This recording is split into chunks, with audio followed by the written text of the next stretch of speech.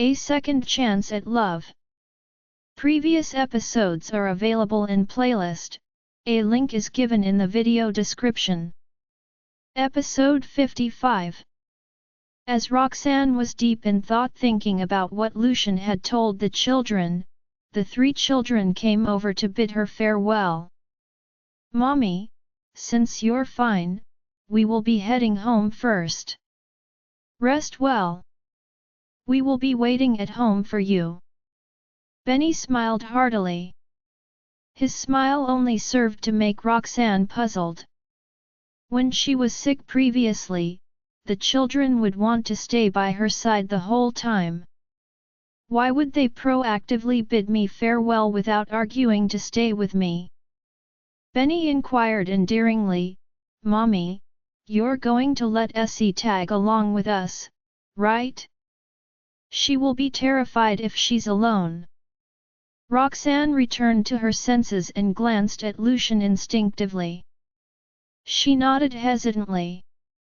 "Take good care of her. The children had a scare the night before.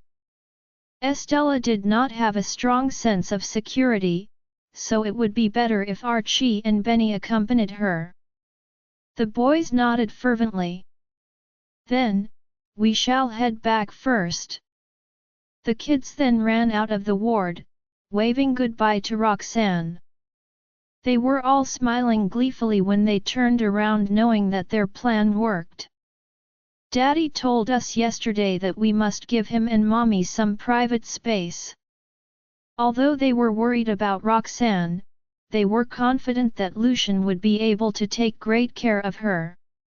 Roxanne's brows furrowed as she stared at the children's retreating figures. She had a sudden urge to call them back as she did not know how to face Lucian alone. However, before she could say anything, Lucian's voice rang out. "I'll let Caden send them back. He will stay there and take care of them." Since he had spelled things out so clearly, Roxanne could no longer refuse. She could only nod in agreement. "I'll see them off." Lucian shot her an unfathomable look before he turned and walked out of the ward. Roxanne was finally left alone in the ward. She knew Lucian had left because he saw her predicament and wanted to give her time to prepare mentally. This showed how much he cared about her. Roxanne turned her head to look out the window as she tried to calm herself. She had no idea what Lucian was thinking. However, from what happened the previous day, she knew that Lucian treated her well, not just because of his and Jack's business rivalry. Perhaps, there was some sincerity in his actions. Anyone would be moved by someone taking care of them the whole night. Roxanne was no exception. However, there were still many things Lucian did not explain to her yet. Rather than overthinking her relationship with Lucian, Roxanne decided to go with the flow. With that, Roxanne finally composed herself. Perhaps Lucian and Roxanne were connected telepathically to some extent, as she heard noises coming from the door just as she figured out how to face Lucian. Seconds later, Lucian walked in from the door. "Have they left?" Roxanne was stunned for a moment before a smile spread across her face. Lucian's gaze darkened upon seeing her expression. He stared at her and nodded. "Caden will take good care of them. You don't need to worry." Roxanne grinned. "I know. Thank you.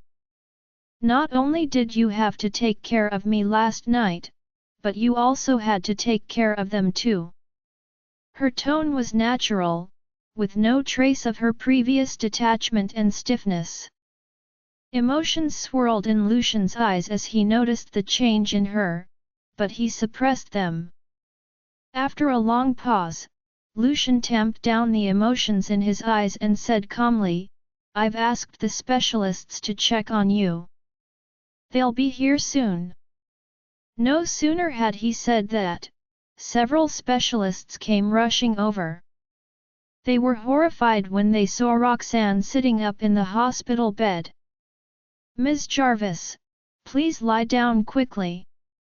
There's still residual toxins in your body that has yet to be flushed out. We want to perform a check-up on you, then prescribe some targeted medication." She was very clear-headed when it came to her condition, and she replied, "There's no need for that. It has been cleared." The others frowned, their expressions reflecting their disbelief. How is that possible? We all saw for ourselves how serious her condition was yesterday. How could she have gotten better after just one night's sleep? Roxanne merely smiled and did not say anything. Utterly incredulous, a few of them stepped forward to check on her. After they did so, everyone could not help but feel dumbfounded. They could not believe that she had almost fully recovered, and there were barely any traces of toxins left in her body. She explained to them calmly, "I performed acupuncture on myself this morning to detoxify my body. I can sense that I've gotten rid of almost all of the toxins, but I don't know whether the little that remains will still have severe effects." Upon hearing her reply, the specialists looked at each other. After some time, one of them finally turned toward Roxanne with a look of admiration. "We've long heard of your impressive acupuncture skills. Today, we've finally witnessed with our own eyes just how amazing it is." Initially, they planned to treat the toxins in her body slowly through medication. None of them expected that she would succeed in getting rid of most of it through a single acupuncture treatment. Despite the shower of praise from those top specialists, Roxanne's expression remained unchanged. "My teacher taught me everything I know, and I've merely put what I learned into practice. So, what are the results of your checkup? Do I still need treatment for the toxins in my body?"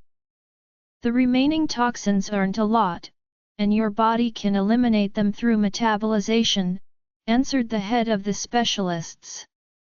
As he spoke, however, he sensed someone glaring at him in annoyance from behind. A shudder ran through his body, and he quickly added, "Nonetheless, I suggest you stay at the hospital for a couple of days for observation.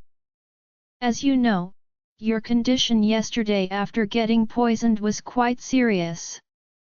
She nodded calmly and said quietly, "Got it. Thanks for everything you all did yesterday." The specialists immediately waved their hands dismissively. "That's what we should have done. If there's someone who should be thanked, it's Mr. Farwell. He stayed in the ward the whole time to look after you." At that, she subconsciously glanced toward the man standing at the door to the ward. Lucian's brows were tightly knitted, and he did not have time to drop the worried look etched across his face. When his eyes met Roxanne's, he looked away nonchalantly. She was surprised to see his concerned expression, and a scarlet flush crept up her cheeks. "If there's nothing else, we'll be going out. Please get lots of rest these 2 days. Should you need anything, feel free to let us know." Noticing the peculiar atmosphere between the pair, the specialists quickly excused themselves. Returning to her senses, she smiled at them and watched as they left. Soon, Lucian and Roxanne were the only ones left in the ward. She had finally managed to compose herself, but after that remark the specialist made, her emotions were all over the place again, and she was at a loss for words. Lucian also seemed lost in thought and was silent for a long time. To cover up the panic she felt inwardly, she took her phone from the table and glanced at it. As soon as she did so, she saw on the screen that she had nearly 20 missed calls. More than half of them were from Archie and Benny, while the rest were from Jack. Roxanne could not resist asking, "Was Mr. Damaris here yesterday?" As soon as she asked that question, Lucian's expression shifted instantly, and the air around him grew heavy with tension. She was taken aback by the change in him and wondered whether she had said something she should not have again. "It's just that I happened to see Jack's calls, and it reminded me that he was with me before I fell unconscious yesterday. Besides, he was right next to me when the gas was released." As that thought crossed her mind, she could not help worrying a little over what had happened to him. "Does he mean that much to you? Besides the kids, is he the first person you care about after recovering?" He stared at her intently, slowly moving closer to the hospital bed as he spoke. Puzzled by his sudden anger, she frowned and asked, "I was only asking because I could see he tried calling me quite a few times. Moreover, he was with me when I got poisoned. He was with you when you passed out," Lucian said, cutting in before she finished her sentence. Recalling the scene, Roxanne nodded without hesitation. "I don't know whether I'm reading too much into it, but it seems as though Lucian's statement has a deeper meaning." Standing next to the bed, he gazed down at her and asked in an interrogative tone, "So, have you wondered why both of you inhaled the toxic gas, yet only you lost consciousness from getting poisoned and suffered severe symptoms while he's still fit as a fiddle?" Upon hearing that, she was stunned as what he was implying finally struck her. He suspects that the experiment went wrong because Jack tampered with it. When that realization dawned on her, she contradicted him without a second thought. "There's no reason for Mr. Damaris to do that." Seeing that she was willing to defend Jack at the drop of a hat, Lucian's gaze darkened, and his tone turned even more solemn as he responded, "I see that you trust him a lot." Alarmed by the palpable tension that suddenly radiated around him, she realized she had spoken too hastily and consciously softened her tone. "It isn't a matter of whether I trust him or not. It's just that the Damaris family was the one who spearheaded this project, and they've put a lot of effort into it. The project was finally progressing to a new stage, so there's no reason for him to throw a spanner in the works. What's more, I'm the one who has been responsible for the research on the core technology of this project, and I'm the one who knows it best. If Jack does indeed want to harm me, that means he has already decided to give up on this project. However, so many people are involved in the project, and it has been disclosed to the public previously. Hence, his actions will only do more harm than good." Seeing that her response was similar to what Jack had said the previous day, Lucian's displeasure intensified. He retorted, "Is that so? In that case, why don't you tell me who would have done that apart from him? Was it Dr. Galloway?" She furrowed her brows again. "Dr. Galloway wouldn't do something like that. We've worked together for a long time, and I trust him. Besides, he wouldn't have had the chance to tamper with the lab table. During the few minutes he was there, I was next to him. Even if he did plan to do something, he wouldn't have had time. Also, I don't see any reason for him to do so." It annoyed Lucian to see how protective she was of Colby, and he said in a mocking tone, "Well, who else could it have been? You? Did you create the toxic gas because you were too stressed at work and wanted to end it once and for all?"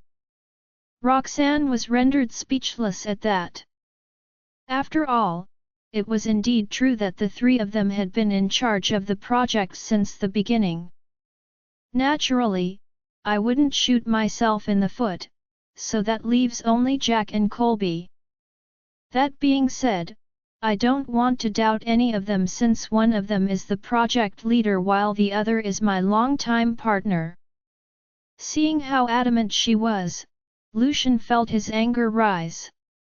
If I remember correctly, Jack had something to do with the fire incident at the research institute previously as well. Hearing that, Roxanne gave him a confused look. Why would he say something like that? She then said, Mr. Damaris left after delivering those medicines, so what do you mean when you said that incident has something to do with him? Not wanting to get into an argument with Lucian, she reined in her temper and added gently, you of all people should know how those medicines came to be, so why would Mr. Damaris do something that won't benefit him at all?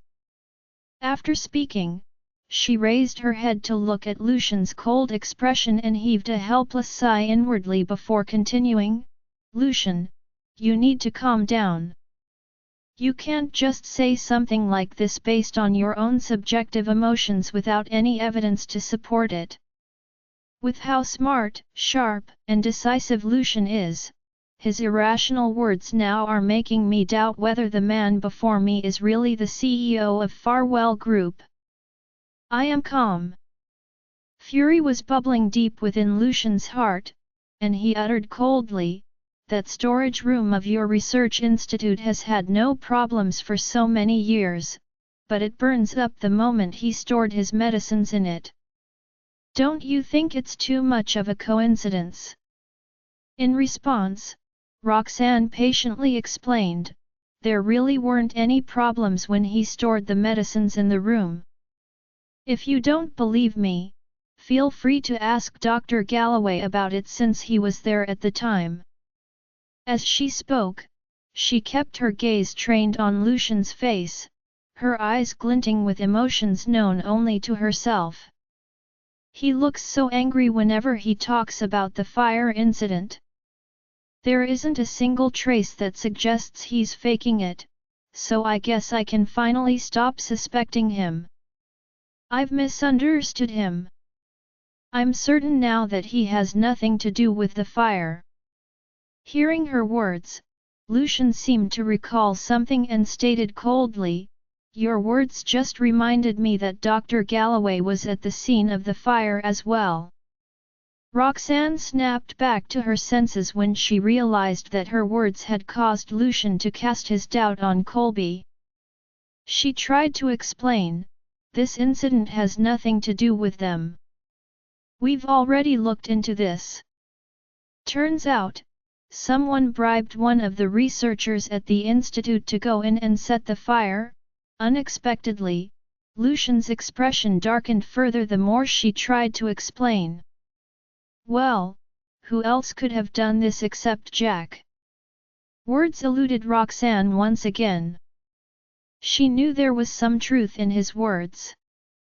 After all, there was only a handful of people in Horrington who was capable of finding out the background of all personnel in the research institute and bribing them in such a short period of time. The same goes for the people that were involved in the project. Before this, Roxanne had always suspected Lucian to have had a hand in this. As such, she didn't entertain the possibility that it could have been someone else. However, now that she had eliminated all her doubts about Lucian, Jack was looking more and more to be the culprit. Nonetheless, she was still of the opinion that Jack had no reason to do such a thing. It seems like you trust him very much, Lucian scoffed. Your trust in Colby is built through years of cooperation, but what about Jack? How long have you known each other? Do you really know him that well? Roxanne felt her heart start to waver after hearing Lucian's words. However, she couldn't help but think that his tone sounded rather odd. He is indeed suspecting Jack to be the culprit, but why does his last sentence? Roxanne mulled over it for a moment when she suddenly thought of something, and a touch of surprise flashed across her eyes. Before this, Lucian kept losing his temper with me because I was getting too close to Jack. Naturally, he's pissed off about the same thing this time as well. He's probably angry that I'm defending Jack. Wait. Could he be jealous of Jack? Just as that thought flashed into her mind, Roxanne snapped back to her senses and glanced at Lucian uneasily before retracting her gaze. Somehow, I can't associate the word jealous with the man before me. It's simply impossible for Lucian to feel jealousy. Nonetheless, now that the thought was in Roxanne's mind, it was like it had taken root and she couldn't get rid of it. As a result, she no longer dared to meet Lucian's eyes. Her breath hitched as she said, "Although it's true that I don't know Jack that well, I just can't find any reason to doubt him since he's the project leader." Seemingly satisfied with her statement, Lucian gave a soft snort in response.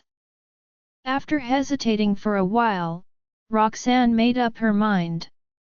Since we have different opinions, we'll let the evidence speak for itself. She finally had the courage to look Lucian in the eyes as she added, "What do you think of my suggestion, Mr. Farwell?"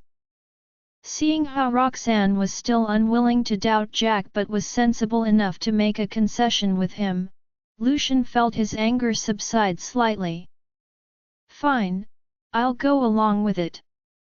I'll show you the evidence so that you can see what kind of a person he really is." Roxanne nodded. "The truth is all I want. Anyway, Dr. Galloway is in charge of the research institute, so I'll tell him to give you free rein during this period of time in order for you to look into this matter." Lucian agreed to it without saying anything more. It could be said that the two of them had reached an agreement. As promised, the first thing that Roxanne did was give Colby a call. It took a while before the latter answered. The moment the call was connected, Colby's apologetic and helpless voice rang out. "Dr. Jarvis, how are you doing?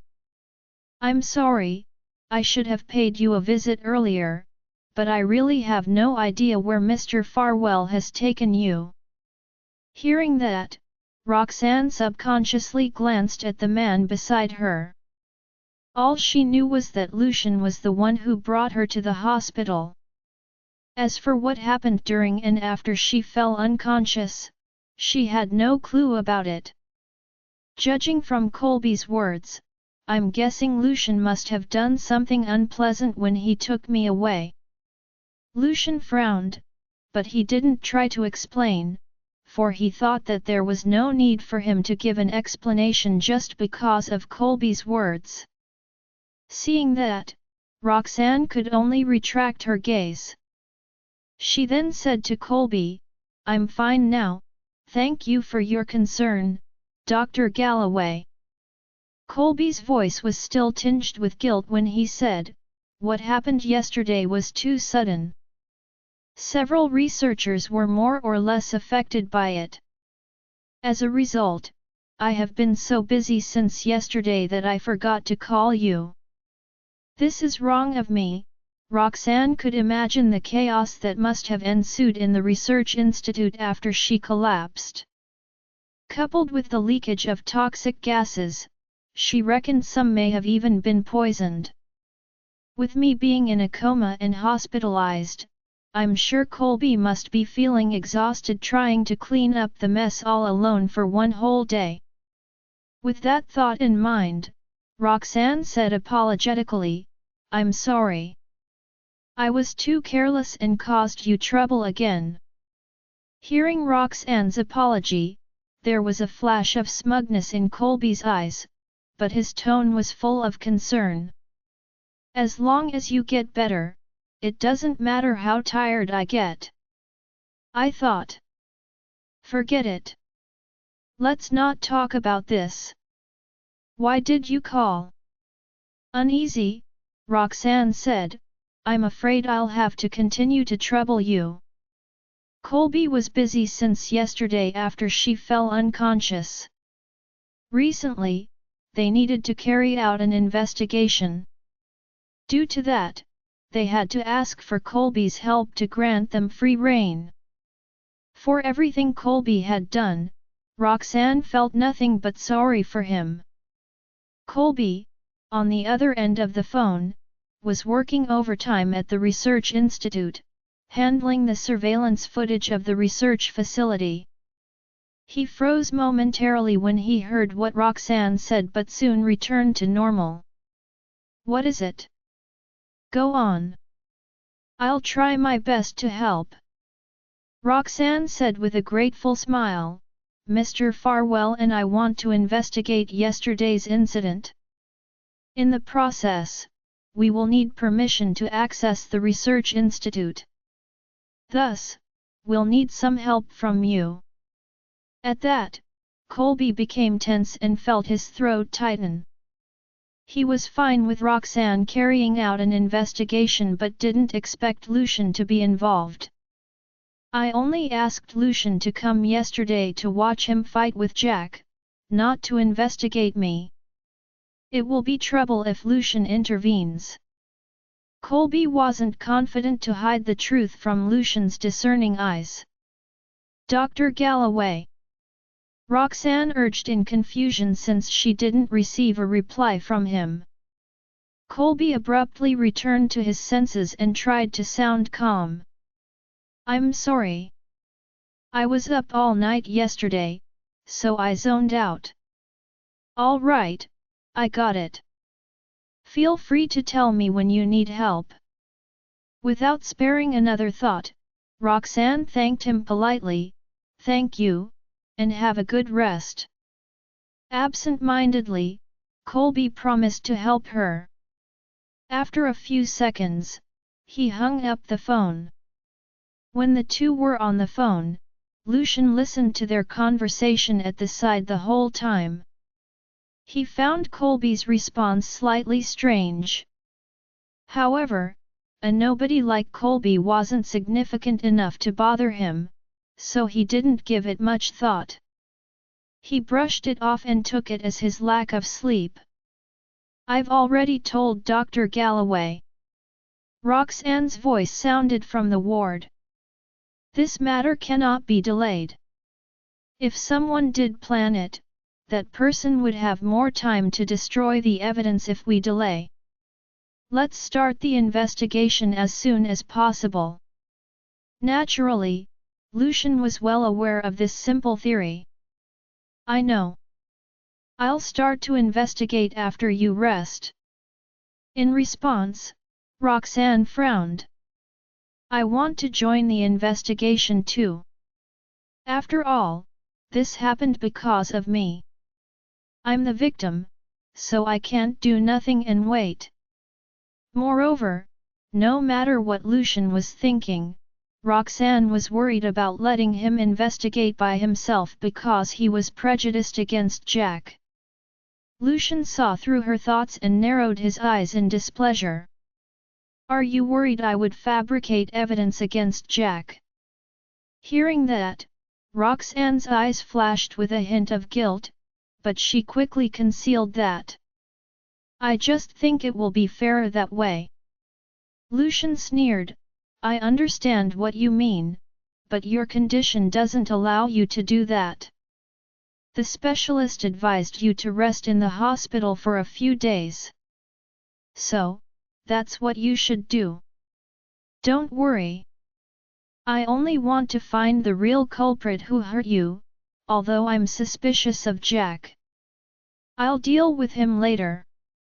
The two were stunned by his words. Surprised, Roxanne looked at Lucian. She felt more triggered by what he said just now than when he told her he wanted to court her back then. Lucian's face showed a hint of awkwardness when he met Roxanne's eyes.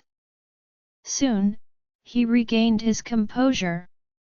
Let's do as you say if you feel it's appropriate. A moment later, Lucian behaved as if nothing had happened. You're a doctor yourself, so you should know your condition well.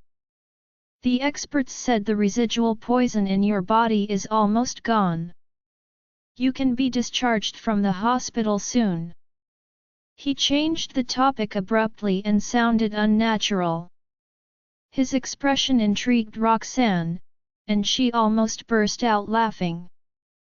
Then, she said, Mr. Farwell, please help me with the discharge procedures. We can start the investigation earlier. Lucian agreed to it without saying anything more and went to handle her discharge procedures. Feeling uneasy, Lucian confirmed with the experts again that it was okay for Roxanne to be discharged after leaving the ward. Originally, the experts were forced to allow Roxanne to stay for observation due to Lucian.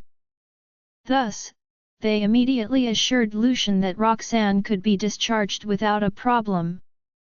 After that, Lucian went to handle Roxanne's discharge procedure. When he got back to the ward, Roxanne was ready to leave. Lucian was in a daze looking at the smiling lady in a dress before him.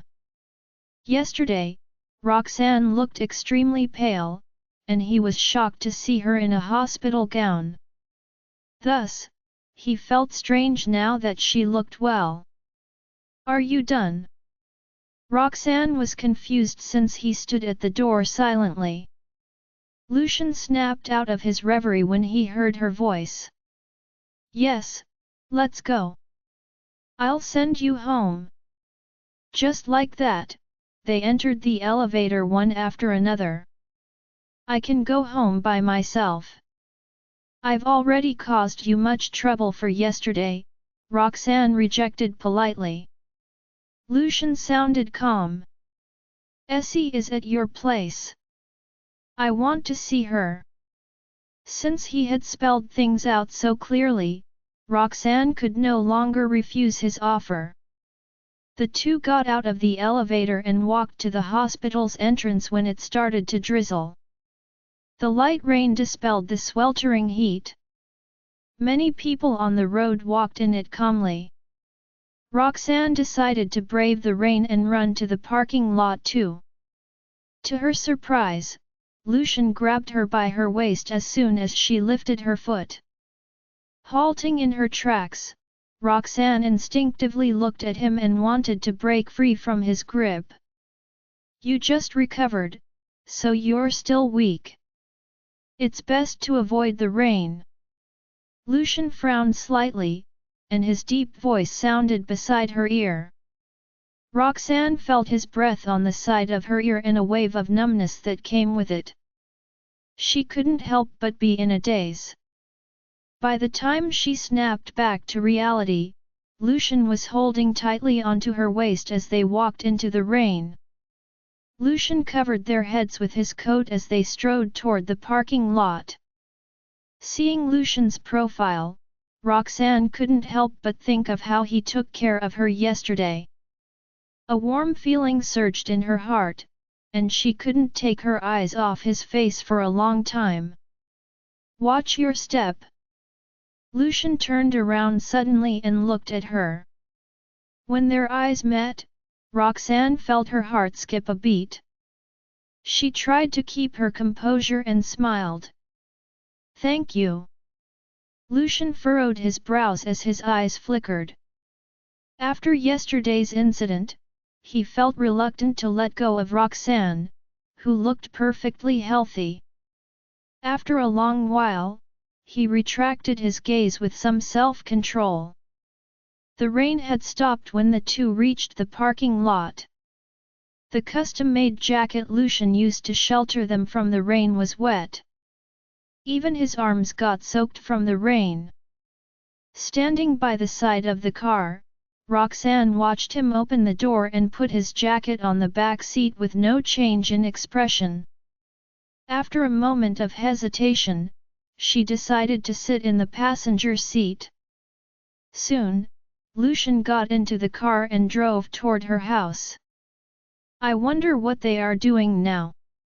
Feeling uneasy by the silence inside the car, Roxanne quickly searched for a topic. Lucian raised his eyes and glanced at her face reflected in the rear-view mirror. Caden will take good care of them. You can call him if you are worried. Roxanne grinned. It's okay. I believe Caden will take good care of them. As they spoke about the kids, Roxanne couldn't help but think of how they left without hesitation this morning. She wondered what was on the kids' minds when they did that and decided to find the answer when she got home. Meanwhile, at the mansion, Caden bought breakfast for the kids. After breakfast, the three kids rushed upstairs and hid inside Archie and Benny's room and started whispering among themselves. I wonder how Mommy is feeling now. A frown instantly creased Benny's brow as he sounded worried. Patting his brother on the shoulder, Archie comforted, "Didn't Mommy already say she's okay now? Moreover, there's Daddy beside Mommy, so she'll be fine." Estella nodded vigorously. "Daddy will take good care of." Suddenly, Estella faltered and looked at Archie and Benny timidly. In response, Archie and Benny gave her an encouraging look. Estella finally said, "Daddy will take good care of Mommy. Mommy is incredibly skilled in medicine, so I'm sure she will be fine."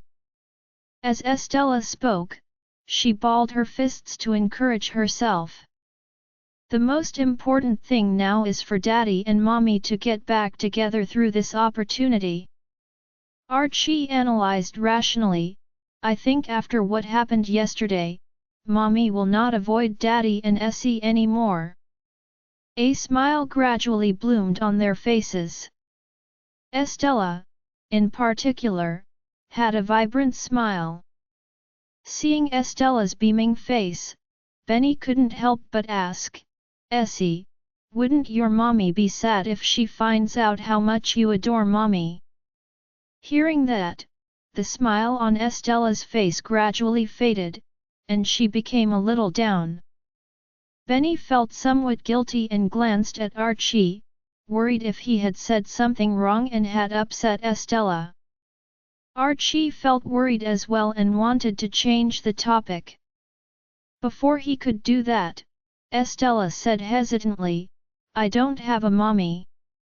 Taken aback, Archie and Benny doubted their ears. What does she mean by she doesn't have a Mommy? Benny frowned and was about to pursue the matter when suddenly a knock on the door sounded. The kids quickly restrained their expressions and went to open the door. With a smile, Caden stood at the door and said, "Let's go downstairs and see who is here." After exchanging a suspicious glance, the kids scampered down. The kids were stunned for a moment when they saw the people coming in from the door. Then, a big smile appeared on their faces. "Mommy!" Three kids quickly rushed toward Roxanne. Roxanne chuckled as she held all three of them in her embrace and patted them on their head. "Mommy, why are you back so soon? Shouldn't you spend more time at the hospital?" Worried, Archie looked at Roxanne.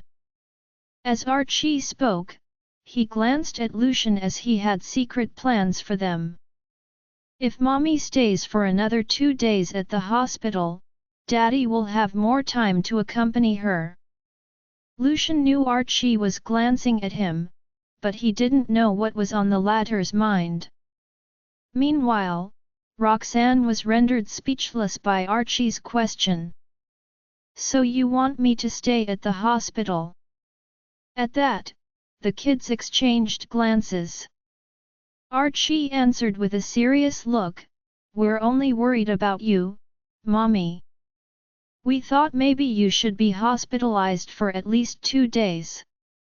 A surge of warmth emerged in Roxanne's heart after hearing that.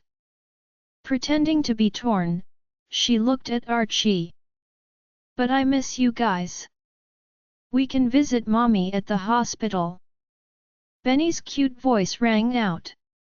Amused by Benny, Roxanne couldn't help but kiss him.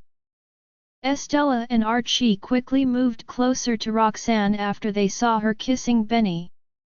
Archie stuck out his face before Roxanne strayed away. With a smile, Roxanne planted a kiss on Archie's cheek. Estella stood timidly behind Archie, not daring to go forward, but her face was full of anticipation. A glint of guilt flashed in Roxanne's eyes when she saw how Estella behaved. Estella was not like this in the past. The tension between her and Lucian had made Estella behave timidly in front of her. Thinking of that, Roxanne smiled at Estella and pulled the latter close to her. Then, she kissed her on her chubby cheeks and hugged her tightly. Essie, I want to thank you for trying to wake me up with Archie and Benny. Otherwise, I don't know when I'll regain consciousness. Estella's eyes gradually brightened, and a smile appeared on her little face after Roxanne thanked her. Roxanne felt Estella slowly wrapping her arms around her neck and smiled wider. Just when she was about to let go, Estella suddenly kissed her on the face. Roxanne froze for a few seconds and was touched after the entire situation sunk in. After witnessing Roxanne and Estella's reconciliation, Archie and Benny rushed toward them excitedly, and each planted a kiss on Roxanne's cheek. Standing at the door, Lucian looked at Roxanne and the kids. There was a rare warmth emotion flashing in his eyes. Mr. Farwell. Caden approached him. Lucian looked away from the four and nodded in acknowledgement at Caden. Thank you for your hard work. Go home and have a rest. I'll leave now. Please call me whenever you need me. Caden bobbed his head in response. Subsequently, he turned around to leave without hesitation. It has been a while since Mr. Farwell and Ms. Jarvis get along. I shouldn't stay and become the third wheel. Initially, Roxanne wanted to see Caden out. However, Estella held tightly onto her and refused to let go. After some deliberation, Roxanne still couldn't get up. Mommy, have you eaten? Archie looked at Roxanne with concern. It wasn't until then that Roxanne remembered that they hadn't eaten all day. After she regained consciousness, the experts checked her condition. Then, she had a heated discussion with Lucian. She wasn't feeling hungry. However, she felt Lucian should eat something after all he had been through yesterday. At that thought, Roxanne patted Estella's back reassuringly. I need to cook. Why don't you play with Archie and Benny? Estella hugged her and refused to let go. Thus, Roxanne explained resignedly, your daddy and I haven't eaten yet. We'll keep you company after our meals, all right. Upon hearing that, the girl finally released Roxanne and stared intently at her. Roxanne smiled, patted her head, and turned to Lucian. Come on in, Mr. Farwell. I'll prepare some food.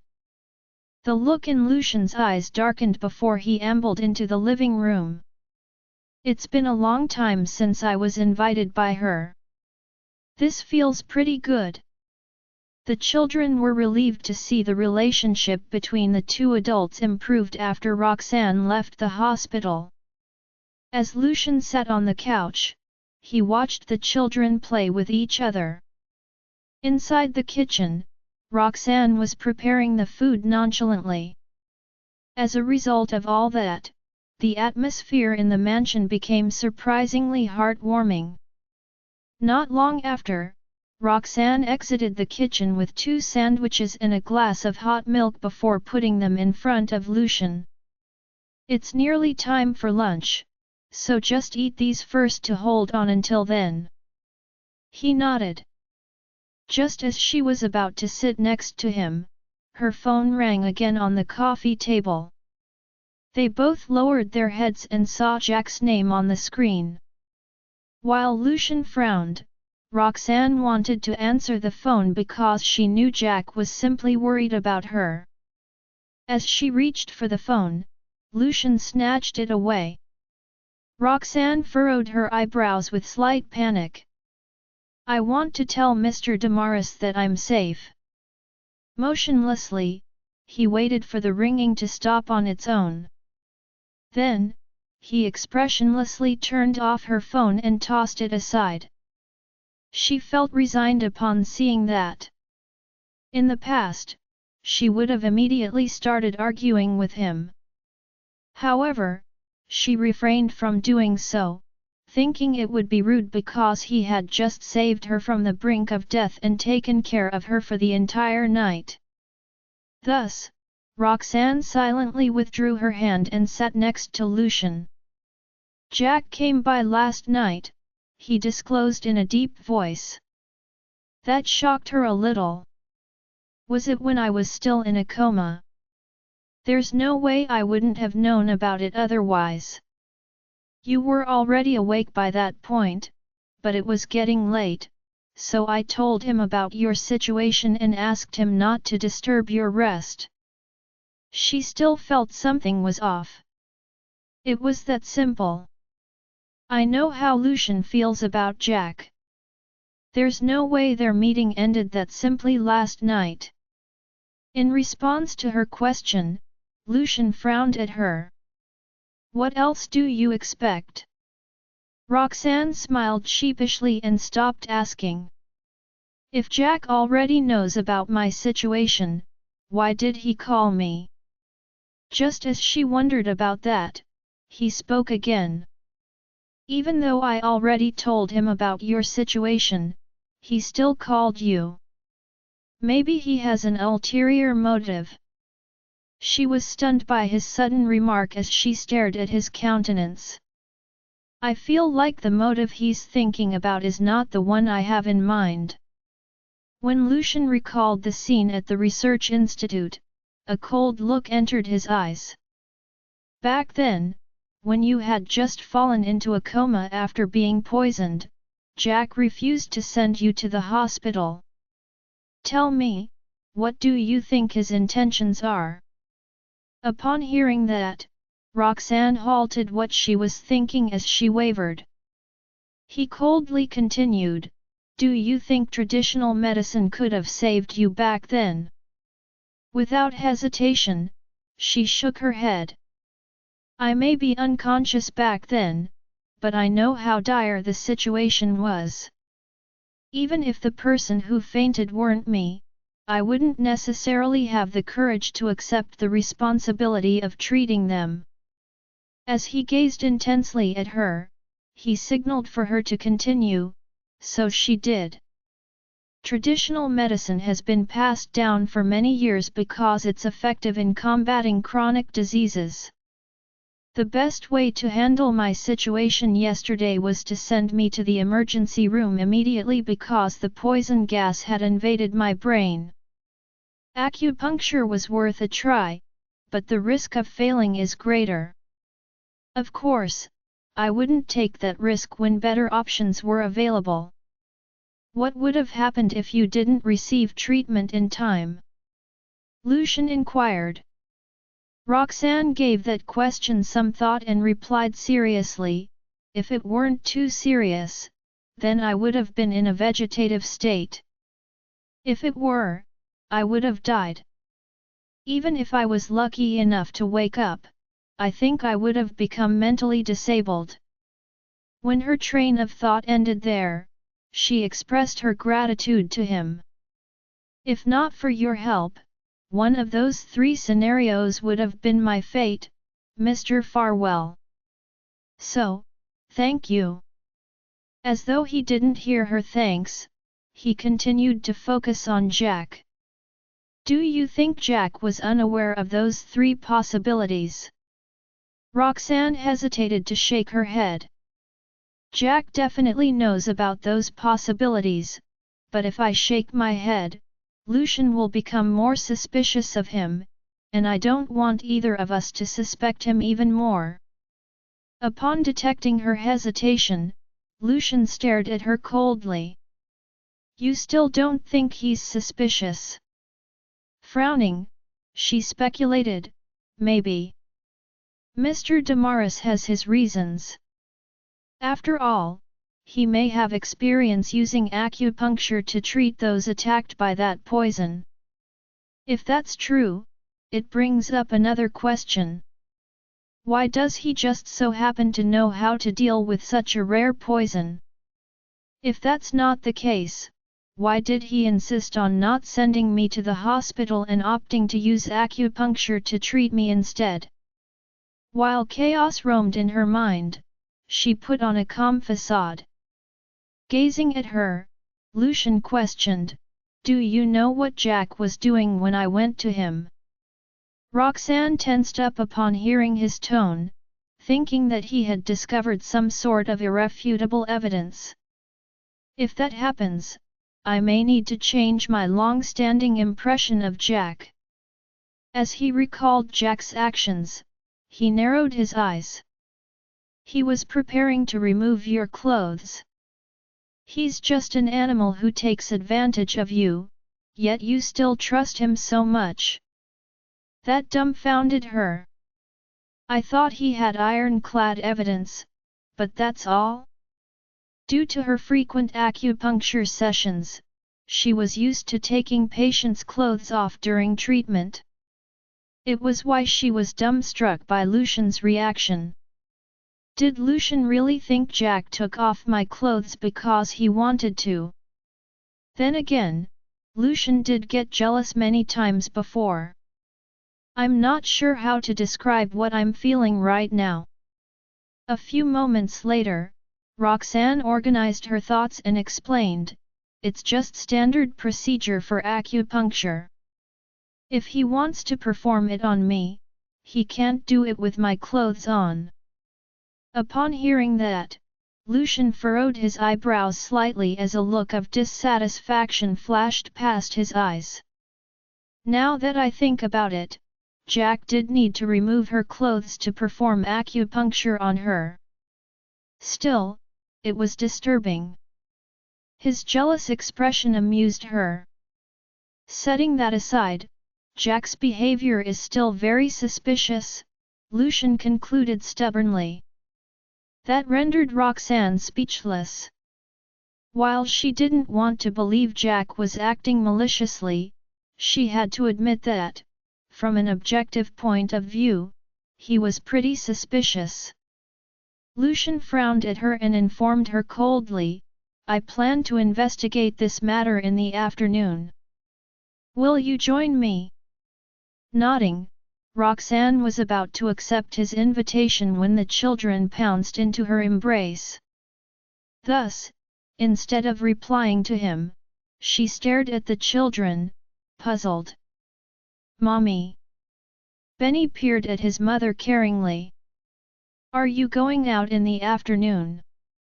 The children overheard the adults' conversation because they had been somewhat intentionally playing around the two. When they heard Lucian was about to investigate his love rival, they were enthused to lend a helping hand. Roxanne smiled at them.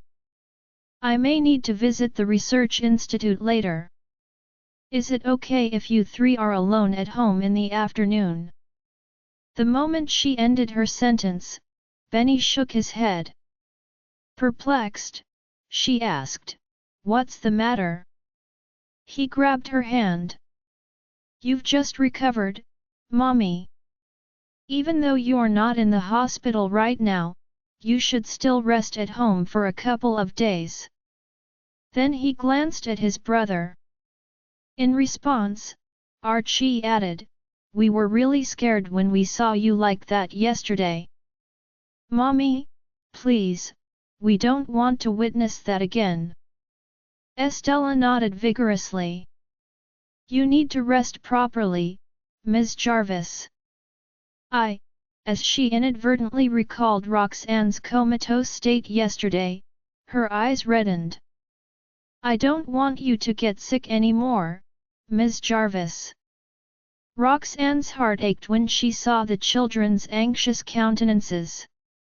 Since the children are so worried about you, you should rest at home for a few days, Lucian spoke up. I have said it before, but my goal isn't to prove Jack did something bad. I merely want to catch the perpetrator who hurt you. You can just relax. She didn't expect he would say something like that in front of the children and blushed. Then, she reflexively turned to them to see their reaction. Thoughtfully, the children pretended not to hear anything. Upon seeing their lack of unusual reaction, Roxanne sighed in her mind. In that case, I'll tell Dr. Galloway to grant you entry into the Research Institute in the afternoon. Lucian nodded. Since it was already noon, she asked him to stay for lunch. Once lunch was over, he left. Estella stared at her father with hope. Can I stay, Daddy? When he turned to face her, he saw her grabbing onto the hem of Roxanne's shirt tightly. It was apparent the girl was unwilling to part with Roxanne so soon after what happened yesterday. Hence, he furrowed his eyebrows and said, Ask Ms. Jarvis. If she's willing to let you stay, you can. Want to full. Lucian's reply took Roxanne by surprise. I didn't expect Lucian would allow Essie to stay or even ask me to decide if she could. Immediately upon receiving her father's approval, Estella turned to Roxanne. Ms. Jarvis, the boys approached them. Please let Essie stay, Mommy. Roxanne hesitated for a moment when she saw the anticipation in the boy's eyes. In the end, she found herself unable to say no. Fine. If Essie wants to stay, she can. Delight colored the children's countenances as they cheered.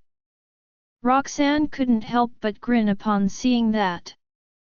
As Lucian's expression softened, he shifted his sight toward her. Upon detecting his gaze, she suddenly tensed up. Even her expression was slightly frozen. Since you don't mind, I'll be counting on you to take care of Essie for the next few days, Ms. Jarvis, Lucian uttered. In response, Roxanne pursed her lips and smiled. Before he left, he informed, I'll arrive at the Research Institute at 2 in the afternoon. She nodded.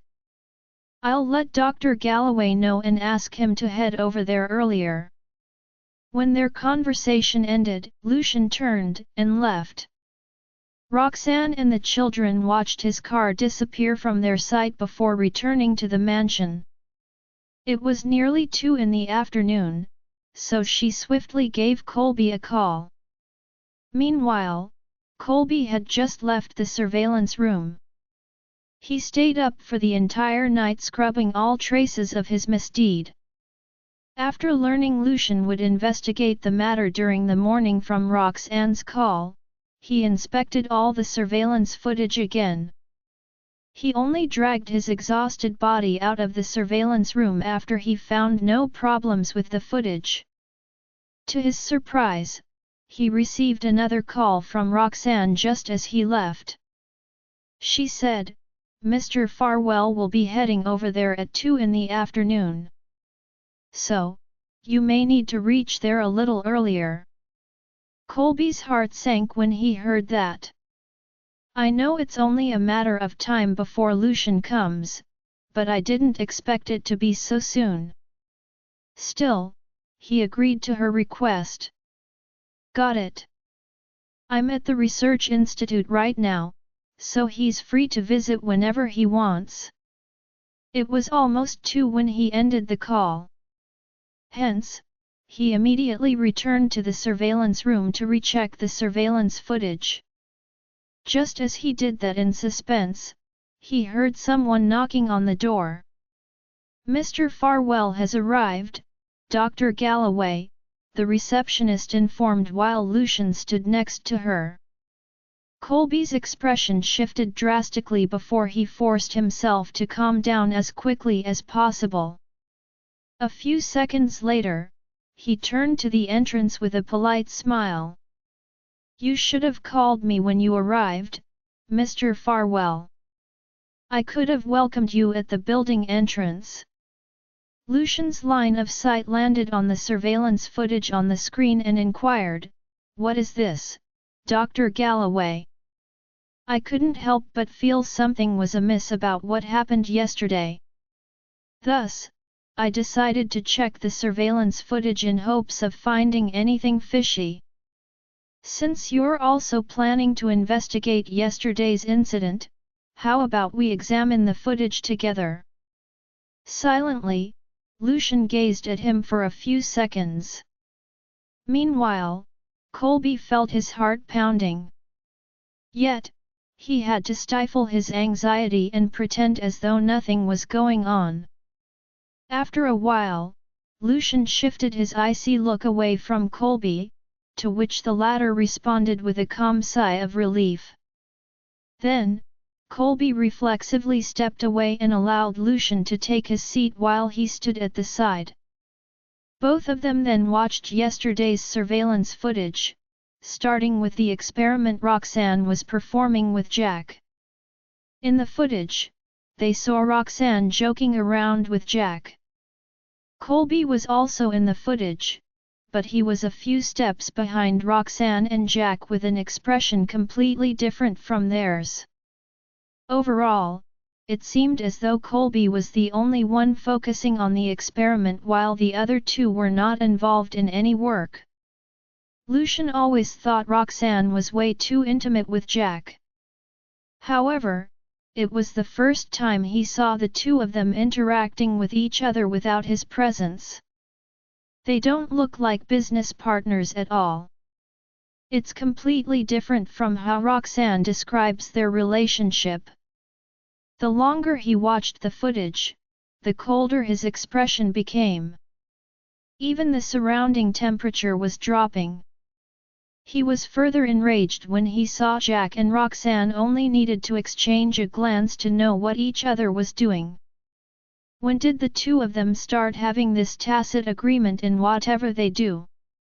If someone who doesn't know the true nature of their relationship sees this, they'll think they're a couple. His fury reached its peak after he saw Jack attempting to wipe Roxanne's sweat away with tissue paper. On the side, Colby was confident if Roxanne hadn't dodged Jack's attempt, Lucian would have probably smashed the screen into pieces. As he continued watching the footage, he grew tenser. Even though he had ensured his doctored surveillance footage was flawless, he was still worried because Lucian was the one inspecting the footage with him. Lucian's presence alone gave him a lot of pressure. When the screen displayed the footage he modified, it took him everything he got to remain composed. Carefully, Colby observed Lucian's expression. Lucian merely furrowed his eyebrows. It was difficult for anyone to tell what he felt from his expressionless countenance, but that didn't stop Colby from getting cold feet. It wasn't until the surveillance footage showed Jack carrying Roxanne out of the laboratory that Lucian suddenly moved. Fear flashed past Colby's eyes. In response, he bit his lower lip hard, so much so that he could taste blood in his mouth, to steady his nerves. "Replay that section of the footage again," Lucian ordered imposingly as he glanced at him. Colby shuddered slightly in response and did as Lucian asked. It was the part right after the poison gas leaked into the room, and the laboratory was thrown into chaos. Holding his breath, Colby blinked as he watched the footage again. From his perspective, he didn't see anything odd. However, he was concerned Lucian had discovered something was out of place. Why would Lucian ask him to roll back the footage otherwise? Therefore, he steeled himself and asked, "Did you see anything odd in the footage, Mr. Farwell?" The look in Lucian's eyes remained grim as he watched that section of the footage until the last second. "There's nothing odd, which is precisely the problem. Aside from Jack, Roxanne, and Colby, no one else approached the lab table. In that case, the only suspects are Jack and Colby, yet they didn't act suspiciously in the footage at all." Colby was getting very nervous because Lucian still hadn't replied to him yet. Meanwhile, he kept telling himself the reason Lucian wasn't speaking was that the latter hadn't spotted anything fishy. As long as I didn't mess up while doctoring the footage, Lucian's biggest suspect will only be Jack. When his train of thought ended there, he suddenly gained confidence, and he relaxed. After an unknown amount of time passed, Lucian left his seat without any facial expression. Promptly, Colby asked, "Where do you want to check next, Mr. Farwell?" Lucian was still thinking about the footage he watched. Hence, when he heard Colby's question, he said, "We'll take a look at the research facility." "All right." Colby was relieved to hear that. Based on his expression, I'm pretty sure he didn't notice anything. I've successfully fooled him with the footage. As for the research facility, I've already swapped out all the medicine on the research table. There's no way I'll be exposed. As he thought about that, he cheerfully brought Lucian to the research facility. On the way there, Lucian passed by many researchers. All of them were so taken aback by his imposing demeanor that they didn't have the nerve to greet him. Soon, the duo arrived at the research facility. Without Colby's guide, Lucian strode straight toward the research table Roxanne used yesterday. After sweeping his gaze across the table, he noticed all the medicine on the furniture was brand new. Frigidly, he questioned, "Who changed them?" Hearing that, Colby promptly explained, "Dr. Jarvis and Mr. Damaris almost finished using them yesterday. Additionally, we weren't sure if the medicine contributed to Dr. Jarvis' condition after what happened. Thus, we replaced all of them with new ones to prevent the same tragedy from occurring." It was a logical explanation that he was confident even Lucian couldn't argue with. After all, while Roxanne's experiment couldn't continue, other research still needed to be conducted at the research institute. Furthermore, the employees there needed to deal with those potentially harmful medicines. All of that meant Lucian had one less lead to follow. As Colby put a few bottles of medicine in front of Lucian, he said, "These are the medicine Dr. Jarvis and Mr. Damaris used yesterday. I wonder if it's because this batch of drugs is from a different manufacturer than the pre-test one." Upon hearing that, Lucian turned to him with a puzzled look. While it's still the same type of medicine, different manufacturers make the same stuff differently. Thus, the results of experiments may be different. In the past, whenever we started using another manufacturer's products, we would conduct a pre-test again. It seems like there was an oversight this time. Lucian glanced at the bottles and ordered, "Bring these medicines to my car. It seems like I've gotten a new lead. I'm going to have these medicines inspected first." Speedily, Colby ordered the staff members to do as Lucian asked. "Is there anything else, Mr. Farwell?" he asked hypocritically. Dissatisfied, Lucian informed, "That's all for now. Try to recover the original medicines on the lab table." Colby panicked a little. I may be exposed if those original bottles are recovered." Sensing his hesitation, Lucian peered at him frigidly. "It's only been one night. Are you telling me those bottles have been destroyed?" Colby shuddered. "And not yet. I'll try to retrieve them as soon as I can." Lucian remained at the research institute for the entire afternoon. After he left the building in the evening, he glanced at the time. A brief hesitation flashed past his eyes before he called Caden and asked him to grab the medicine in his possession for examination. Then he drove to Roxanne's place. Meanwhile, the children were playing with each other at home. Roxanne was preparing their dinner absent-mindedly. It was because she felt a little regretful after Lucian left. After all, he was investigating a matter involving her, and she wanted to be a part of it. Furthermore, that was the main reason she left the hospital in the first place. However, she simply couldn't leave the house because the children refused to let her go. To make matters worse, she still hadn't gotten a single text or call from Lucian for the whole afternoon. Hence, she had no idea if he unearthed anything.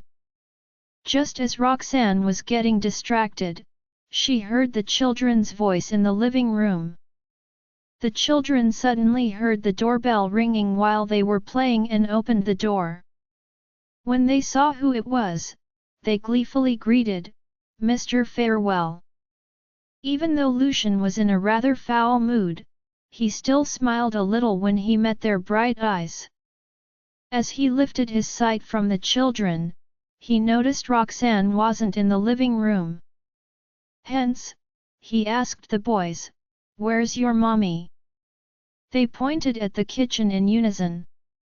Right as Lucian was going to step into the kitchen, Benny mysteriously grabbed the hem of his shirt and gestured for him to bend down.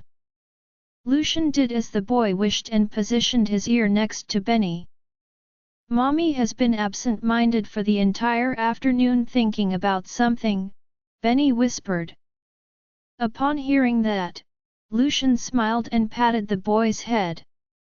"Thank you for telling me." Then he stepped into the kitchen. The children might not know why Roxanne was distracted, but he did. "Roxanne's undoubtedly curious about my investigation progress. In that case, it seems like I arrived in the nick of time." Right as Roxanne returned to her senses and turned around to check out the commotion in the living room, she saw him arriving at the kitchen entrance. As they stared at each other, she couldn't help but recall what he had said before he left and blushed uncontrollably. "Why are you suddenly here?" She was used to them not meeting each other often.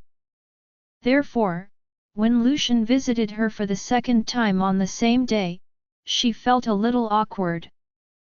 Composedly, he answered, "I'm here to visit Essie and tell you what I discovered during the afternoon." Upon hearing that, she ignored her awkwardness and inquired, "How did the investigation go?" As Lucian watched Roxanne fret about the matter, he felt his mood lifted. Then, an urge to tease her surfaced in his heart. "I'm hungry." He raised his eyebrow and stared at the dinner she was preparing. She was stunned for a few moments before she understood what he meant. Though, she appeared hesitant. "While I want to develop my relationship with him naturally, this may be progressing a little too fast. The only thing I ate since yesterday afternoon was a sandwich. I don't have the energy to talk much." Lucian's voice rang in the kitchen again. Feeling apologetic toward him and eager to learn the results of his investigation, Roxanne eventually agreed to his request. "I'm preparing dinner right now. If you don't mind, you can stay and eat with us. We can talk after our meal." Upon obtaining the answer he desired, Lucian raised his eyebrow. "I shall graciously accept your invitation, then." When Roxanne heard that, she still felt a little awkward, even though she was the one who asked him to join her for dinner.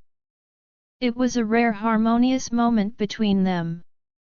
To her surprise, Lucian proceeded to ask, "Do you need any help?" That rendered Roxanne speechless for a few seconds. After snapping back to reality, she shook her head awkwardly. "No need. You can help me watch over the children instead."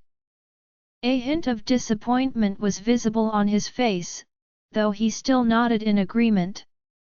She thought he would enter the living room to do that, but he just leaned against the kitchen entrance and gazed at her. His action confused her. Upon noticing her confusion, Lucian explained, "I can watch them from here. Besides, you're eager to learn the results of my investigation, no? I can reveal a little bit to you first while you prepare dinner." Despite still feeling uncomfortable, Roxanne quietly returned to preparing dinner because she was interested in the investigation. As he watched her busy about, he slowly recalled what she was like 6 years ago. She was like that in the past, working in the kitchen countless times to prepare my meals. However, I never cherished her effort. It makes me feel guilty now that I'm thinking back on it, but it also strengthens my determination to get back with her. The children waited for the adults for a long while in the living room before they approached the kitchen with curiosity. "Daddy! Mommy!" they uttered in unison on their way to their destination. Then, when they saw the scene in the room, they kept quiet so as not to disturb their parents. It was as if they were staring at a painting of Lucian, strapping as always, and Roxanne, busying in the kitchen. In response, Archie shushed his siblings before they all sneaked back into the living room. Upon hearing the children's movements, Lucian glanced behind him. He grinned when he saw them before shifting his attention back to Roxanne. However, because he was gazing at her, Roxanne felt slightly tense and moved much slower than usual. Hence, dinner took a little longer to be ready. Just as she was about to serve a dish, Lucian abruptly did it for her. Roxanne froze for a few moments as complicated emotions swelled in her heart. If Lucian had treated me like this even once 6 years ago, perhaps I wouldn't have left. Well, it's too late to think about that now. "What's the matter?" he questioned with a frown after he set a dish down on the dining table, returned to the kitchen to grab another, and saw Roxanne rooted to the spot. His voice pulled her out of her thoughts. Then, she suppressed her emotions and grinned at him as though nothing had happened. "It's nothing. I was just wondering about the results of your investigation." Lucian noticed something was off with her tone. "Are you feeling unwell?" Roxanne's eyelashes trembled as she nodded vaguely. "Maybe I'm feeling a little dizzy after sleeping too long yesterday. I'll be fine after I adjust my routine." Then she returned to making dinner rather hastily. Sensing that she was out of sorts, Lucian felt like probing further. However, he swallowed his words at the last moment when he thought of their previous interaction. Even when the table had been set up, neither of them said a word. As for the 3 children, who were already seated at the table, the sight of their parents busying themselves brought glee to their faces. The delight they exuded gradually softened Roxanne's heart.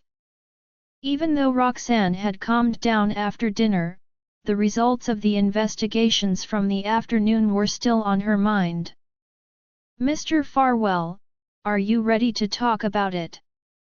Filled with curiosity, the children inquired with their childish voices. "Talk about what?" Roxanne flashed a smile at them.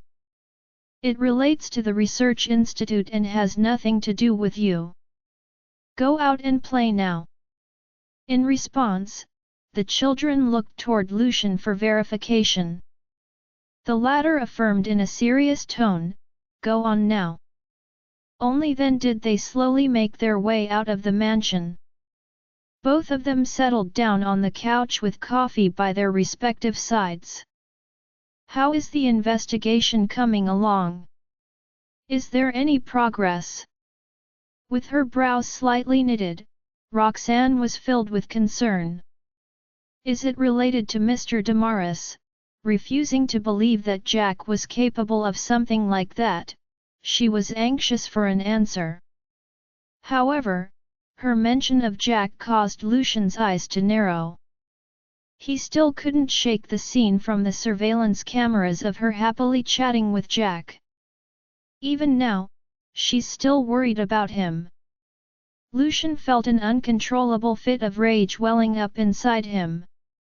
However, the thought of her busy silhouette in the kitchen earlier helped him suppress his anger with remorse. After a slight pause, Lucian began to speak. "As of now, there's no concrete evidence of any kind that points to Jack." Even though his words triggered a sigh of relief from Roxanne, he continued speaking before she could declare that Jack wasn't involved. "That itself makes him more of a suspect." Roxanne knitted her brows in shock. "What makes you say that?"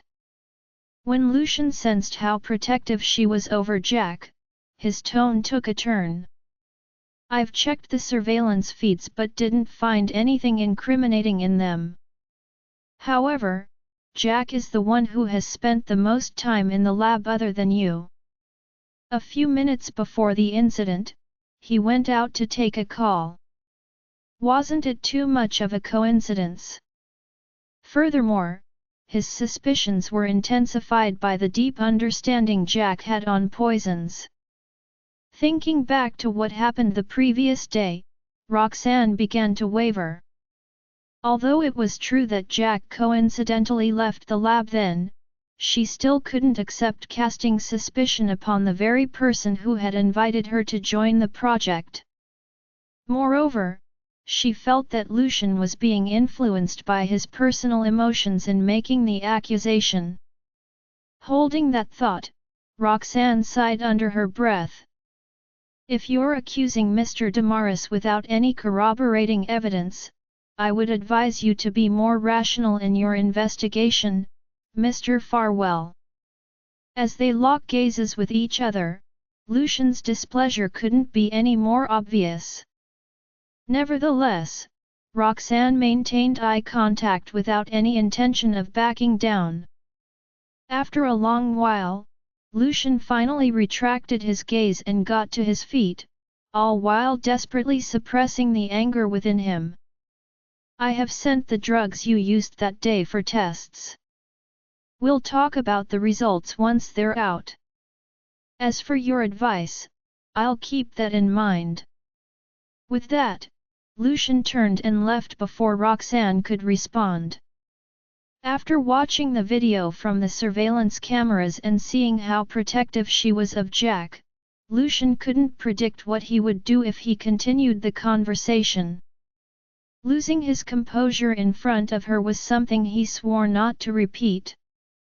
Roxanne's eyes brimmed with helplessness as she watched Lucian's leaving silhouette. Meanwhile, the three children were playing happily outside when they saw Lucian emerge with a scowl on his face. The sight instantly caused their smiles to freeze. "Daddy," Estella warily grabbed hold of Lucian's sleeve. Did you argue with Ms. Jarvis again? Given how hard it was for Lucian and Roxanne to mend ties, she didn't want to see them on bad terms again. Archie and Benny, too, gave him a look of concern. Made aware of his glowering expression, Lucian quickly regained his composure and tousled the children's hair. It's nothing. We just have different opinions about work. Since Roxanne had often used the same excuse every time they quarreled, his words served to deepen the children's suspicions. Cognizant of what was going through their minds, Lucian comforted them, "I'll see Omi and see you again tomorrow." That was his way of promising that he would return. Only then were the children's concerns eased as they bid him goodbye. Over the next few days, Lucian would have dinner at Roxanne's house under the pretext of visiting Estella. Whenever Roxanne wanted to turn him down, he would then claim that there was progress in the investigations to report. Consequently, the former had no choice but to accommodate him. Throughout that period, Estella stayed in Roxanne's house and had entirely forgotten about the new kindergarten. Pamela, who still felt guilty over the bullying incident, didn't dare call Lucian to inquire about her absence. Hence, she had no choice but to contact Aubrey instead.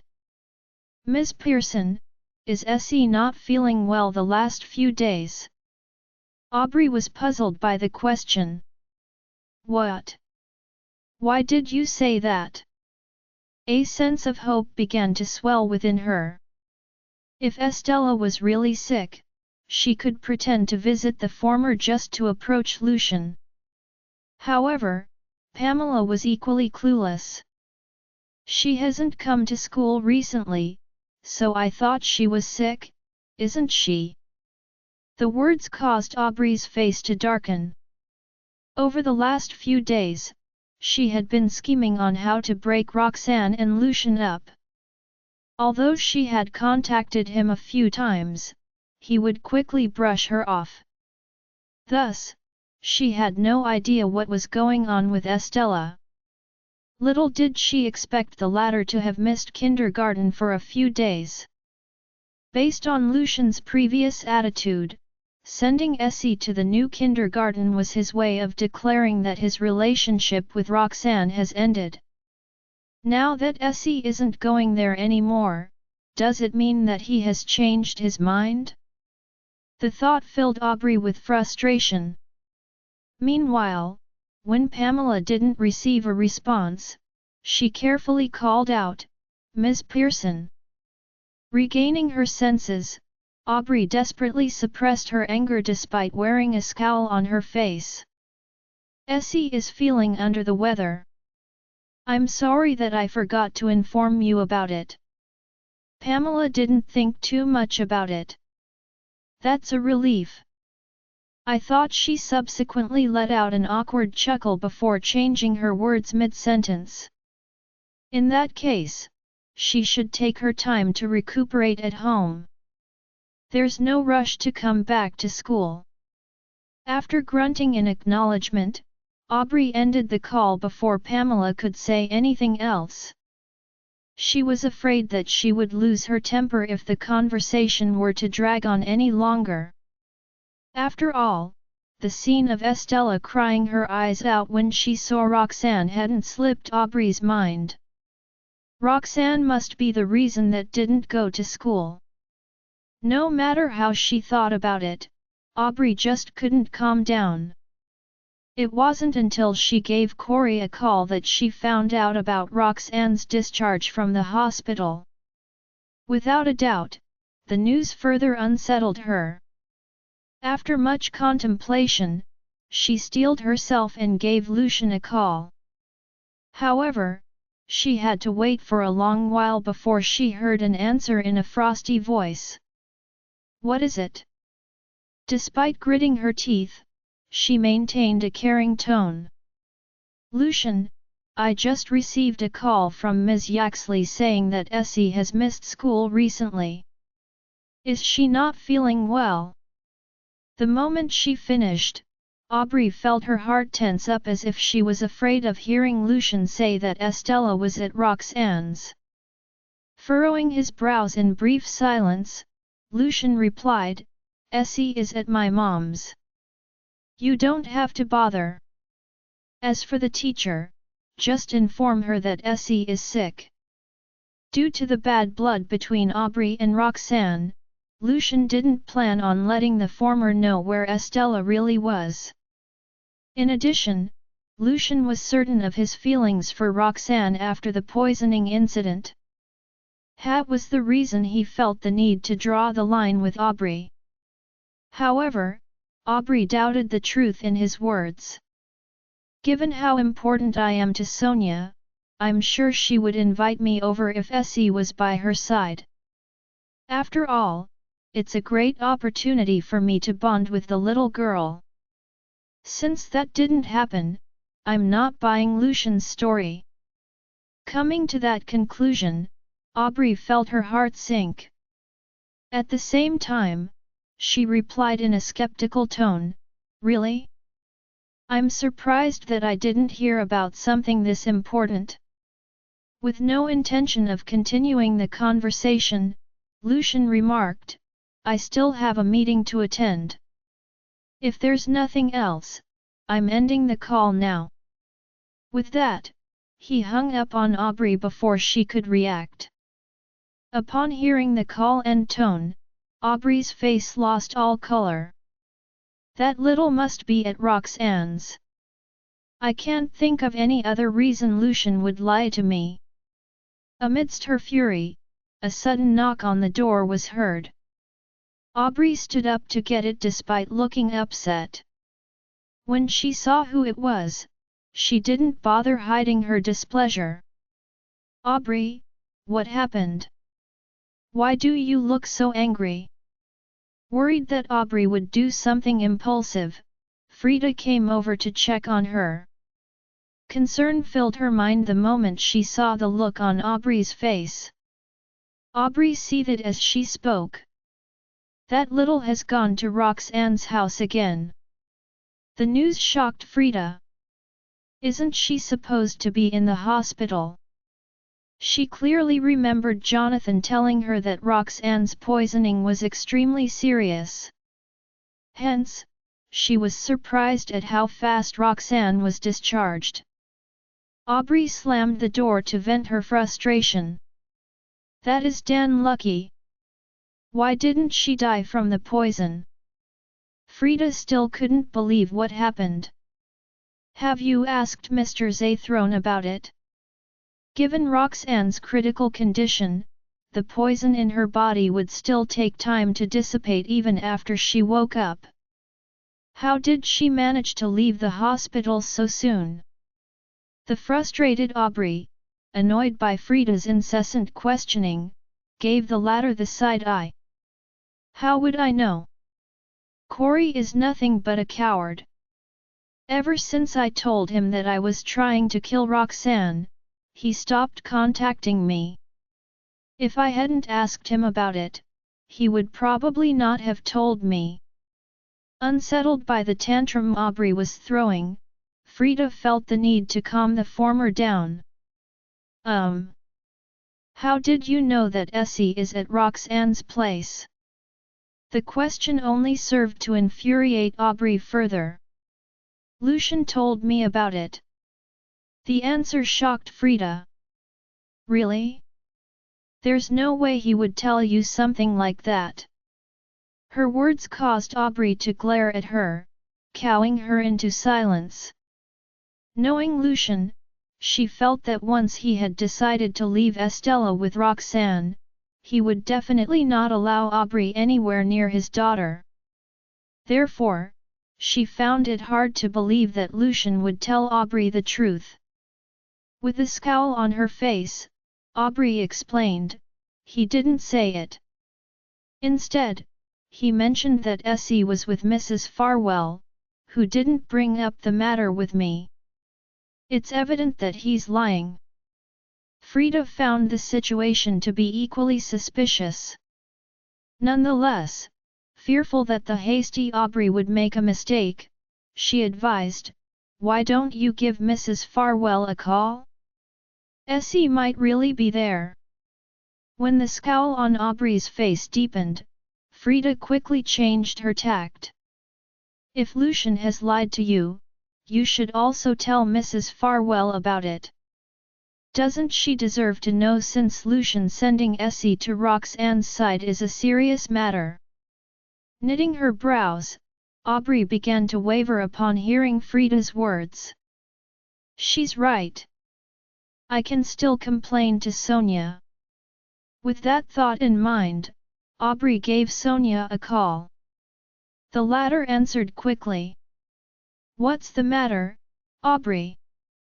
Upon regaining her composure, she spoke in a concerned tone.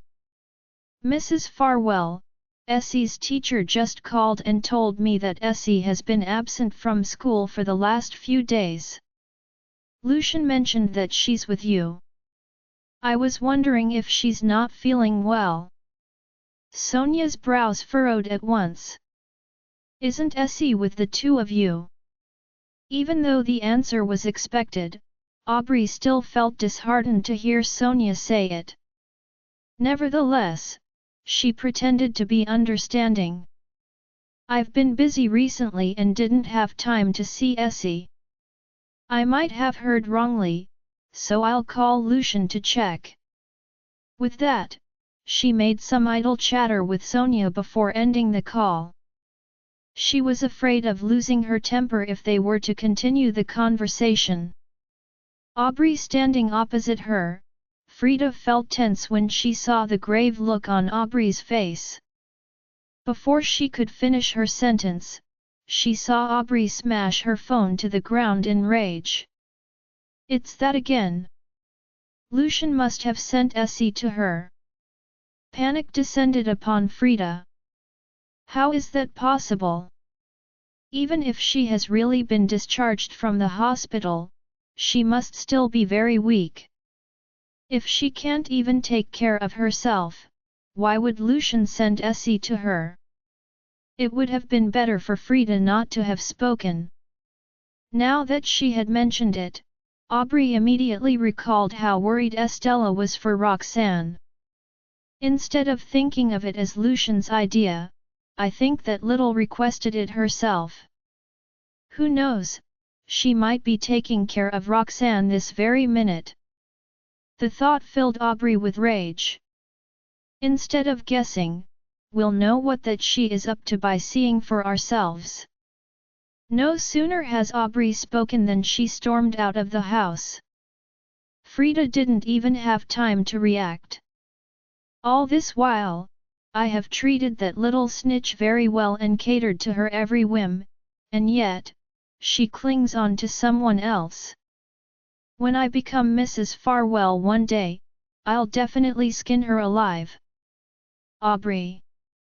Frida only came back to her senses after Aubrey left in a huff. A loud slam sounded downstairs.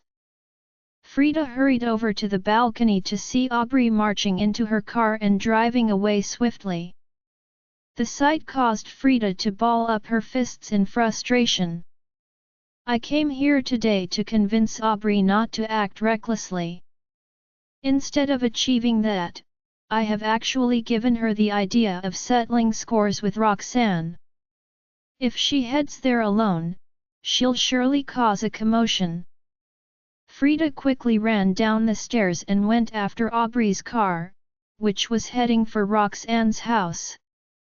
On the other hand, Roxanne and the children had no idea about what happened back in Aubrey's house. Roxanne was preparing lunch for the children in the kitchen. "Mommy, will Mr. Farwell have lunch with us today?" Benny asked eagerly at the door of the kitchen.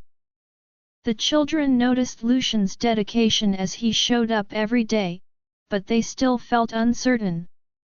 Hearing that, Roxanne paused in her tracks. She belatedly became aware that Lucian and the children had grown close recently. They were so close that the kids assumed that it was normal for Lucian to have dinner there. "Can you ask Mr. Farwell to bring me a small cake?" Benny changed his question. Roxanne regained her composure and flashed a smile. "I don't know. You can call Mr. Farwell and ask him about it." Benny's eyes lit up. He ran away excitedly and got his smartwatch to call Lucian. Archie and Estella waited aside eagerly. Before Benny could find Lucian's phone number, the doorbell rang. Lucian was the only visitor recently, so the kids didn't think much and assumed he arrived ahead of time. "Mr. Farwell." Benny placed his smartwatch down, and the kids ran to the door to open it. When the door opened, the kids' smiles froze on their faces. Aubrey looked down and swept her gaze over the kids. She went cold with fury upon noticing Estella standing behind Archie and Benny. "Essie, come home with me." She extended her hand with a forced smile, giving Estella an opportunity before she lost it. A chill ran down Estella's spine when she noticed Aubrey's expression. The young girl recoiled in fear, hiding behind Archie and Benny. Aubrey's hand paused mid-air, and her expression turned grim. A long while later, she retracted her hand and glared at the kids. "Where is Roxanne?"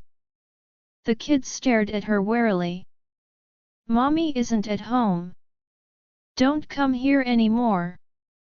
They stepped back, ready to close the door.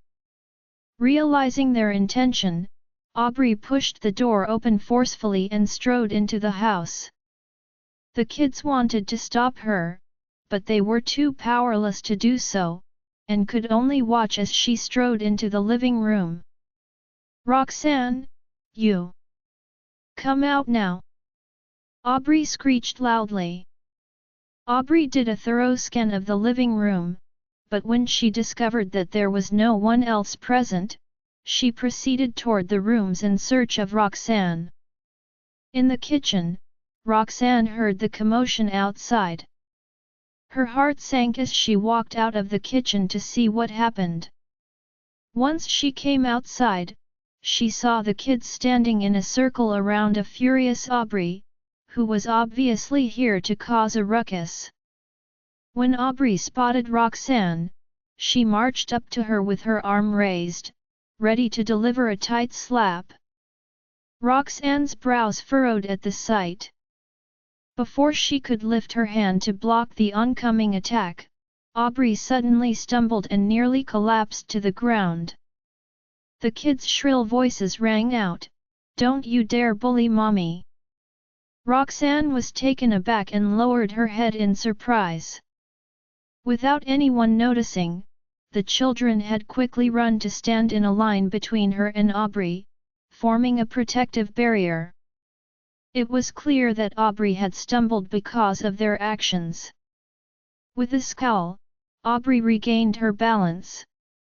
She cast her gaze downward, fixing her eyes on the three young children who had positioned themselves between her and Roxanne. "Who are you to stop me? Stay away from me. Otherwise, don't blame me for taking action," she warned. Before she could walk past them, Estella reached out to grab the corner of her clothes. Glaring at her, the little girl declared, "Don't you dare bully Ms. Jarvis." Aubrey gritted her teeth in anger. "Let go of me, you ingrate. I have treated you well, haven't I? How could you side with this?" Naturally, Estella held onto her clothing firmly, refusing to let go. Instead, she held on even tighter. Feeling a stab of anger, Aubrey reached out to push Estella away. "Scram! I'll teach you a lesson after dealing with that." Estella was completely taken aback by her unexpected shove, and if it hadn't been for Archie and Benny immediately coming to her aid and providing her with the necessary support, she might have stumbled and fallen to the ground. Roxanne had reached her breaking point with Aubrey's threatening behavior toward the children. She firmly stated, "This is my home and I won't tolerate any more trouble from you. I've already warned you to leave, so I suggest you do so now."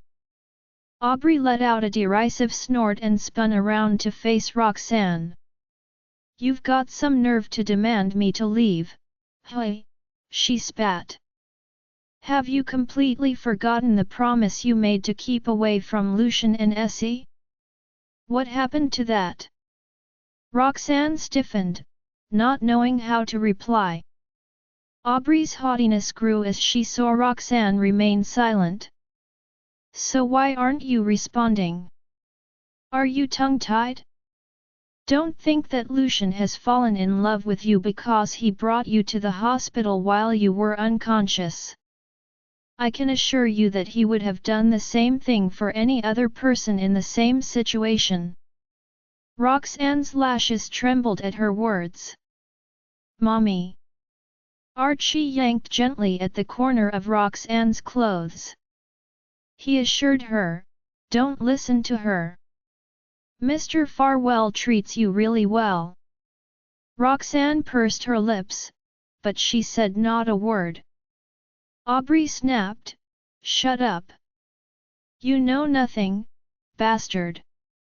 If your mother hadn't clung to Lucian, he wouldn't have given her so much as a glance." "That's not true." Furious, Benny stood before Roxanne in a protective manner. Their actions merely served to increase Aubrey's fury. She stormed forward angrily, ready to punish them for disrespecting her. Without hesitation, Roxanne stepped forward and pulled the kids behind her. "This is between us. The children have nothing to do with this." Aubrey was extremely dissatisfied that her scheme had fallen through. In frustration, she lashed out at Roxanne. "This has nothing to do with them? What did they say earlier? Don't forget that Lucian is engaged to me. Why would he be so kind to you? That was just because you had no shame and clung to him." Roxanne's face turned as dark as thunder. "I have no idea what you're talking about. Please leave now. Otherwise, don't blame me for taking action. You dare hit me!" Aubrey screamed, flailing her arms around. "Come, try me. If you dare to lay a hand on me, I'll definitely let Lucian see what a shrew you are." Her provocation caused Roxanne to ball her hands into fists by her sides. The kids were right in front of them, so she didn't want to cause a huge ruckus. However, Aubrey paid no attention to the children as she continued, "Since they are here, they should also learn what a you are. Lucian is engaged to me, but you wouldn't let go of him. Did you forget that you had the boys out of wedlock? You don't have the right to be with Lucian." Roxanne's expression turned dark. "Are you done?" Aubrey looked at her with a cold stare, ready to continue her tirade, but Roxanne stepped forward, her face emotionless. Fear crept up Aubrey's throat as she furrowed her brows. The realization that she was afraid of Roxanne made her furious. "Hit me if you dare," she hollered. Right after she said that, a cushion was thrown in her face. Aubrey stopped talking abruptly. Her face was grim as she faced the direction from which the cushion had been thrown. Even Roxanne was startled at the turn of events.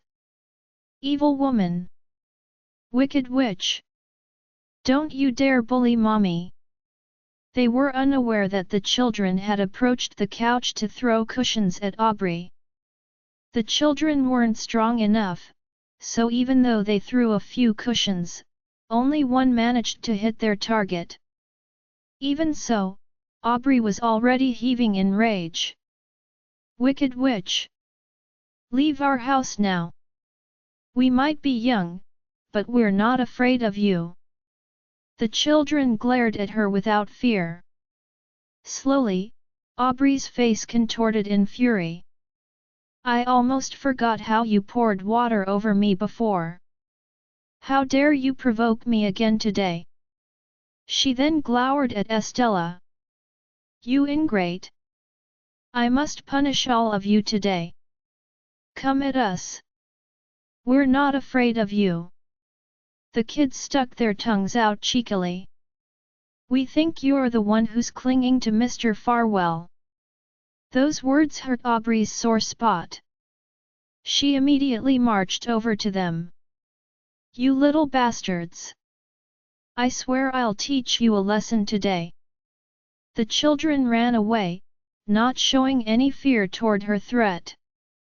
Naturally, Roxanne wouldn't allow her to hurt the children. Before Aubrey could walk past her, Roxanne blocked her path coldly. "Get out of my way!" Aubrey snarled. "You failed to teach them, so let me discipline them on your behalf." Roxanne refused to budge. "They are my children, and I don't need your help to discipline them. Besides, I don't think they did anything wrong." Aubrey snorted icily. "Well, it's understandable that they are this rude since they have a home wrecker as a mother." She had barely finished speaking when a tight slap landed on her cheek. Shock filled Aubrey's eyes as she held her cheek. How dare you hit me?" "Why not?" Roxanne retorted frostily. She then gave Aubrey another slap as if to prove her words. Before Aubrey had a chance to process the initial shock of being slapped, she was slapped again. She was livid. "Good job, Mommy!" The kids cheered and clapped excitedly behind her. "We have had enough of the wicked woman who keeps causing trouble for Mommy. It is great to see her getting slapped twice." Join our Facebook and WhatsApp group for more updates, link is given in description. Rest audiobook will be continued in next episode.